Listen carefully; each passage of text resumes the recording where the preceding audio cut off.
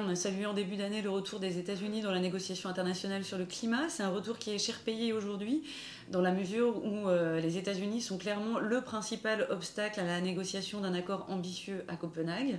D'une part parce que l'objectif de réduction de leurs émissions de gaz à effet de serre qui est en discussion au Sénat américain aujourd'hui, c'est un objectif qui est en totale inadéquation avec la science et qui du coup permet à tout un tas d'autres pays de se cacher derrière eux pour ne rien faire. Et par ailleurs, ils influent de manière très négative sur le processus de négociation internationale. Et en fait, ils essayent d'imposer leur vision des choses comme étalon de la négociation internationale. Et on ne propose plus un protocole de Copenhague, on propose un protocole Waxman marqué, en fait, qui est complètement en miroir de la négociation, enfin de la législation américaine, qui est très en deçà de ce que recommande la science. Donc c'est un vrai souci aujourd'hui. Ce dont on se rend compte, c'est que Obama, en fait, il laisse le soin au Congrès et au Sénat américain de décider de la politique internationale qui est soi-disant de sa responsabilité.